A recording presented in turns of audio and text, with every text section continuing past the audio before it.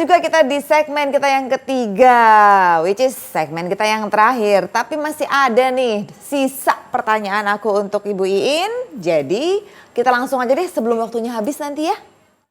Di metode Montessori ini kan menitik beratkan atau mengajarkan 5 bidang utama ini Bu. Kemampuan bahasa, konsep matematika, budaya, sensorik, kehidupan sehari-hari. Nah ini tuh penjabarannya tuh seperti apa ya Bu? Dan contohnya bagaimana? Oke, contohnya gini ya. Wow. Salah satu yang saya amazed juga adalah bagaimana mereka mengajarkan satu konsep yang namanya silence gitu ya. Ini contohnya saya bawa di kehidupan sehari-hari ya. Kita butuh silence kan sebenarnya. Dan itu amat sangat susah dilakukan oleh anak-anak. Karena anak-anak itu kan basically they are cheerful, they are playful, namanya juga anak-anak ya. Kemudian rentang dia untuk fokus itu very short. Mereka mungkin bisa fokus itu paling lama 1 atau 2 menit. Iya. Nah di Montessori itu kita punya yang namanya silence game. Nah sebenarnya alatnya cuma ini doang. Jadi kita ambil pictures yang memperlihatkan bahwa ketika dunia itu tenang gitu. Ini contohnya adalah di malam hari, itu kan tenang ya. Kemudian di belakangnya kita tulis silence. Nah, ketika kita menerangkan ini, kita akan bilang kepada anak-anak bahwa okay, today we are going to play silence game. Nah, ini beranjak sih dari mungkin kalau anaknya umur 2 tahun, silence game-nya 5 menit aja. Kemudian nanti dia udah 3 tahun kita naikin, nanti jadi 7 menit, jadi 10 menit, 15 menit dan seterusnya. Jadi ini sebenarnya masuknya di practical life exercise. Jadi bagaimana kita mengajarkan perilaku dalam kehidupan yang kita perlukan dari seorang anak, yaitu silence. Sebenarnya kenapa kita perlu ngajarin tentang silence ini adalah karena silence ini dipakai dan penting banget dalam kegiatan kita untuk berdoa. Nah, seperti yang kita tahu, ketika kita berdoa itu kan harus hening, harus diam gitu. Dan kita juga tahu bahwa anak-anak itu amat susah disuruh silence. Mereka playful, mereka joyful, mereka yang lompat sana lompat sini. Gitu. Fokus mereka juga nggak bisa ditahan lebih dari 5 menit. Gitu. Sedangkan berdoa itu bisa-bisa lebih dari itu. Kalau kita datang ke gereja atau kita datang ke pengajian, we have to be there like an hour gitu kan. Nah gimana caranya? Nah ini adalah salah satu caranya. Jadi ini namanya di Montessori silence game. Jadi namanya aja game gitu ya. So it should be like, wah it's fun gitu kan. Anak-anak pasti nggak susah gitu untuk kita ajak, oke? Nah jadi ketika kita main ini kita akan bilang, okay, we are going to play silence games. Kita ambilin picture yang memang memperlihatkan bahwa suasananya tenang, tapi di baliknya ada ini. Jadi ketika teacher sudah menunjukkan ini, anak-anak udah tahu bahwa oh we are going to play silence game. Kalau anaknya nggak takut dengan gelap, biasanya lampunya kita matikan. Tapi kalau anaknya takut dengan gelap, it's okay, lampunya nyala. Kemudian bilang, okay, we all will be silent. No one is talking. Everybody is. Oh gitu Bu. Iya. Oke, jadi beda-beda. Kalau anak umur 2 tahun mungkin cuma 2 menit, 3 menit. Seiring dengan beranjaknya usia, kita bisa tambahin lagi gitu. Silence-nya bisa lebih lama. Terus mereka ngapain nih Bu selama diam itu? Ya diam saja sudah. Ada 2 yang selama diam nggak ngapa-ngapain, ada which is kita perlu itu untuk berdoa kan. Mereka nggak ngapa-ngapain, memang cuma diam dan berdoa. Tapi ada juga yang nanti kita perkenalkan suara-suara yang mereka nggak pernah dengar gitu. Misalnya kayak suara air yang tenang, kemudian suara air yang kayak kalau ada banjir, kalau ada misalnya di laut, suara ombak yang mengerikan dan sebagainya. Kenapa kita perkenalkan? Karena kadang-kadang kita lupa bahwa anak kecil belum pernah mendengar suara itu. Gitu. Dan kita perlu perkenalkan. Jadi jangan sampai mereka udah ke bawah banjir baru mereka tahu bahwa oh itu sebenarnya air yang kayak gitu tuh harus mereka Oh gitu. Luar biasa ya Ibu metode Montessori ini ya gitu. Banyak banget mereka belajar lewat praktek berarti ya? Iya, lewat Heeh, praktek mereka heeh. belajar Heeh, gitu. heeh, heeh, heeh. Oke. Jadi mereka bisa, saya sih bilangnya kayak street smart gitu, nggak cuma smart secara Iya, akademik iya. gitu. Mereka Iya, mereka tahu alasannya kenapa mereka harus belajar itu pun diberitahu gitu oleh iya, gurunya gitu. Nah, lalu iya. untuk bidang yang lain bagaimana Ibu? Dengan Oke, konsep contohnya matematika? ya, contohnya kayak culture gitu ya. Di Iya, culture culture. itu kan kita belajarnya 4. Yang pertama zoologi, botani, kemudian history, dan geografi. Nah, di geografi itu kita memperkenalkan dunia sebenarnya. Jadi nggak cuma Indonesia di Montessori itu. Nah, ketika kita memperkenalkan dunia, yang pertama kali kita perkenalkan itu adalah tentang globe. Jadi di sini saya Oh, bawa contohnya ini. iya. So we just explain to them that we have water and we have land. Hmm. So nanti mereka pegang. So this is the land and this is the water. So Hmm. kita jelasin bahwa yang mana yang lebih banyak land atau water. Nanti mereka kan akan bandingin kan land atau water, land atau water. Mereka akan lihat, oh water, yes correct, because Hmm. water consists 70% of the water. Jadi Hmm. dunia ini waternya ada 70%, laut itu ada 70%, kemudian daratan itu hanya 30%. Wow. Kemudian kita kayak gitu. Nggak heran saya kalau anak umur di bawah 5 tahun sudah bisa kurang-kurangan yang ratusan ya Ibu tadi bilang ya? Iya, Luar biasa. Itu iya, jadi jadi untuk gurunya sendiri juga teknik mengajarkannya juga lebih mudah ya Ibu ya berarti ya?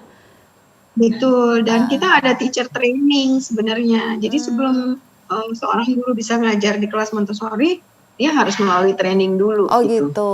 Ada trainingnya juga khusus gitu ya Ibu untuk mengajar di Iya, sekolah-sekolah yang pakai metode Montessori. Nah, iya. untuk satu guru ini dia pegang berapa orang murid, Ibu? Beda-beda ya, guru yang strong mungkin dia bisa handle kayak 10 orang murid nggak masalah gitu. Oh. Tapi kalau dia baru aja terjun di kelas Montessori mungkin dia masih harus mungkin ngajarnya cuma 5 atau 6 orang gitu. Itu Tapi waktu minim. anak saya iya, tapi waktu anak saya belajar itu satu kelas 20 dengan satu guru, and it works. And it works, dan amazingly kalau kita lihat tulisan anak saya itu rapi banget, Hmm. dan ini including sama tanda bacanya ya. Tanda bacanya tuh dia nggak lupa gitu. Kelas Which berapa is anak Ibu? Waktu pas sekarang udah dewasa? sekarang udah kuliah, Oh, udah di kuliah. Amerika. Iya, Oh, dengan metode itu dia belajar seperti itu jadinya ya, sampai dengan dari umur berapa Ibu bisa belajar tulis rapih gitu? dia nulis rapi tuh dari umur 4 tahun ya, sampai Wow. sekarang sih rapi. Jadi catatannya dia tuh ya beredar di kopi sana, kopi sini gitu. 4 tahun Dan sih luar biasa Ibu. iya, dia tuh karena dia really likes to write gitu ya. Jadi kayak bolpennya pun ganti-ganti warna yang kayak gitu.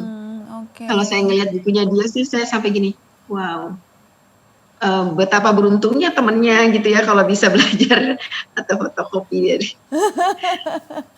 Oke. itu. Wah, luar biasa sih Ibu. Saya jadi nambah nih knowledge saya juga tentang sekolah yang pakai metode Montessori, terutama untuk sekolah PAUD. PAUD ya terutama sekarang ya, karena memang kebanyakan yang saya lihat juga PAUD-PAUD gitu, yang PAUD dan TK ya Ibu ya. Nah ini color globe.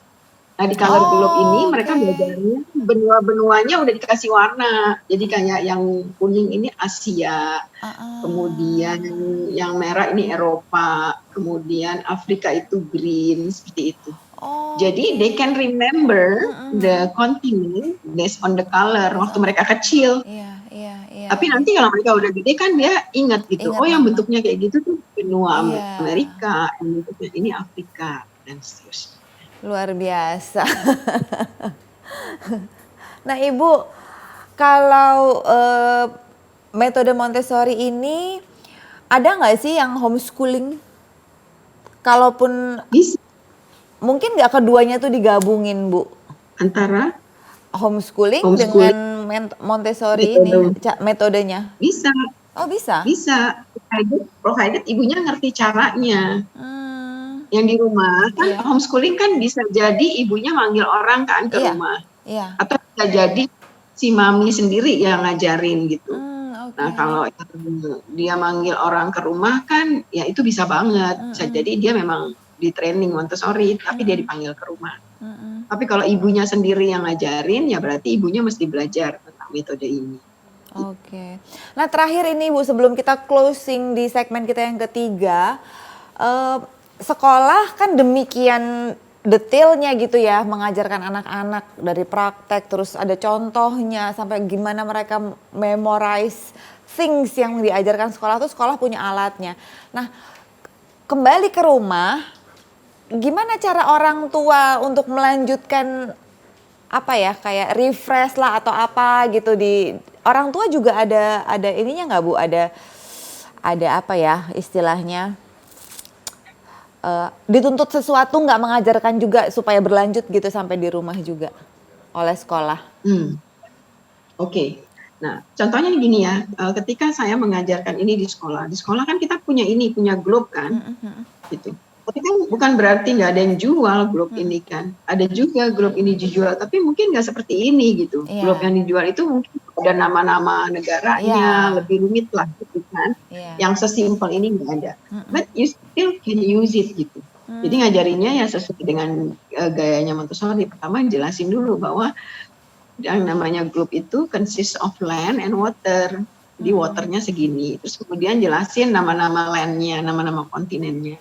Kita punya kalau di Montessori bilangnya ada 7 benua gitu ya, karena Amerika Utara dan Amerika Selatannya dipisah. Oke. Kemudian nama-nama oceannya kita jelasin. Nah, Hmm, kemudian pengembangannya itu tergantung dari knowledge-nya orang tua gitu. oke. Jadi contohnya kalau di anak saya tuh dari dulu dia selalu tanya, kenapa kita dari Indonesia nggak bisa direct to the United States? Kemudian I have to explain, you see this Pacific Ocean is so huge. Jadi Pacific Ocean itu kan ini kalau kita lihat Iya. nih, inilah Indonesia, ini Pacific Ocean-nya tuh segini baru kita nyampe Amerika. Mm-mm. Jadi nggak mungkin pesawat itu terbang sejauh itu, 180,000 miles. Mereka nggak punya bensin sebanyak itu. Jadi it will never happen. Dari Indonesia direct flight to the United States. Mereka pasti akan melalui darat. Jadi Iya. contohnya itu knowledge of the teachers is very important. Bagaimana dia bisa menjelaskan pertanyaan-pertanyaan dari anak-anak. Wow. Dan anak-anak very critical. Iya, Mereka benar, Ibu. bertanyanya Iya betul. luar betul. biasa. Oke. Ibu Iin Ramli, sudah habis ini Bu pertanyaan saya. Ya, ya, kalau bicarain Montessori banyak banget. Iya. Dan Mudah-mudahan nanti kita bikin topik lagi tentang Montessori, Ibu lebih spesifiknya lagi nanti gitu. Kalau Ibu ada waktu kita bisa lanjut ngobrol lagi. Ibu terima kasih banyak waktunya, ilmunya. Sama-sama. Terima kasih juga atas kesempatannya. Semoga Iya. bermanfaat buat Iya, teman-teman sama-sama semua. Ibu. Sampai ketemu Ibu Iin. Ya, terima kasih. Ya, selamat sore. Selamat sore. Thank you. Bye-bye. Bye. Iya, dengan berakhirnya jawaban dari Ibu Iin tadi, Bunda-Bunda, berarti sudah waktunya juga saya untuk undur diri. Sampai jumpa lagi di program persembahan untuk Bunda di topik-topik yang lebih menarik lagi. Tetap di Mata Milenial Indonesia TV, Matanya Indonesia. Saya Renia pamit undur diri dulu. Bunda cerdas, keluarga bahagia.